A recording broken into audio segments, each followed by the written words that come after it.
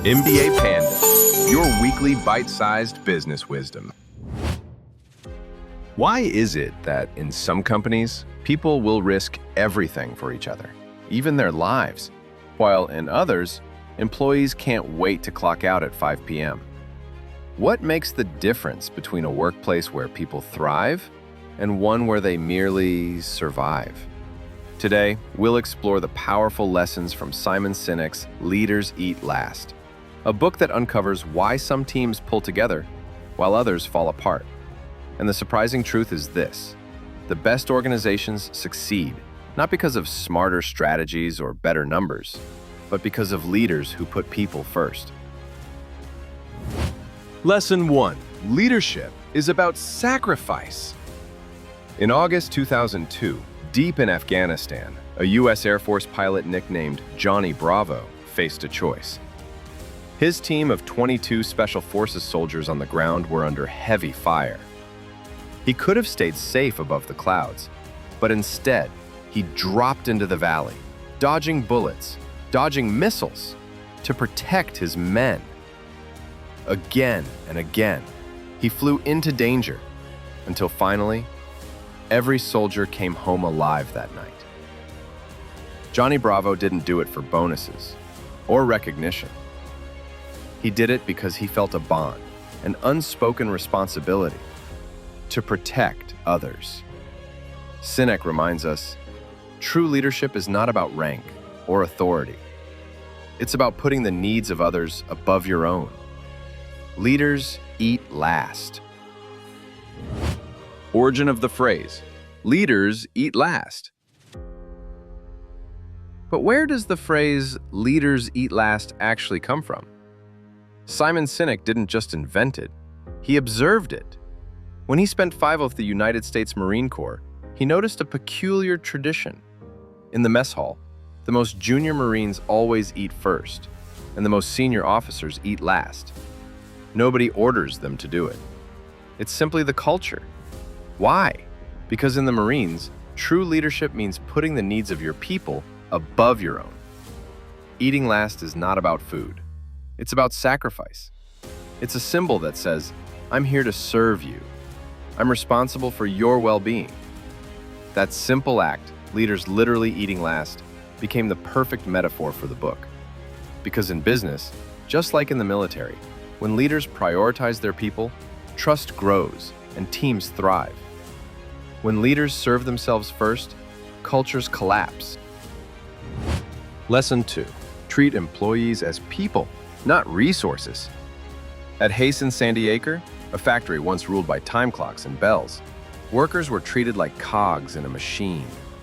That changed when Bob Chapman, CEO of Barry Waymiller, walked in. Instead of cutting costs or hiring consultants, he began by listening.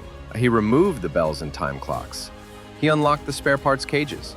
He gave workers freedom and trust, the same that office employees had always enjoyed. And slowly, the factory changed. Employees began to look after each other. When one worker's wife faced a medical crisis, his colleagues donated their vacation days so he could care for her. Wow. Chapman showed that when leaders extend trust, people rise to the occasion. When employees are treated as human beings, not units of labor, the company doesn't just survive, it flourishes. Lesson 3. Belonging creates strength. At Marine boot camp, recruits are told to forget the words I, me, and my, and replace them with we, us, and together. After 13 grueling weeks, they don't just graduate with skills. They leave with something far more powerful, a sense of belonging. This circle of safety, as Sinek calls it, makes Marines fearless in the face of external threats because they know they are safe with each other. The same principle applies in business. Teams that pull together, protect each other, and trust one another can withstand competition, crises, and change. But when companies encourage internal rivalries, employees turn against each other, and the organization crumbles. Lesson 4. Lead people, not numbers. In too many companies, leaders focus on spreadsheets, quarterly reports, and shareholder returns. But numbers are just abstractions. People are real. Sinek's research shows that when leaders sacrifice people to protect numbers, organizations decline. But when leaders sacrifice numbers to protect people, organizations thrive.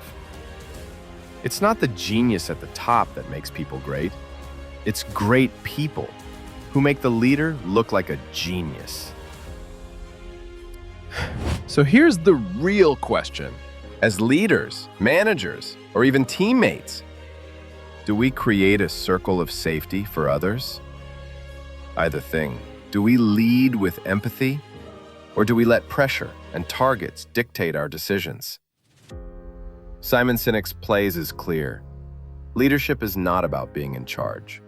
It's about taking care of those in your charge. And when leaders eat last, everyone wins. Think about your workplace. What would change if your leaders, or even you, put people first?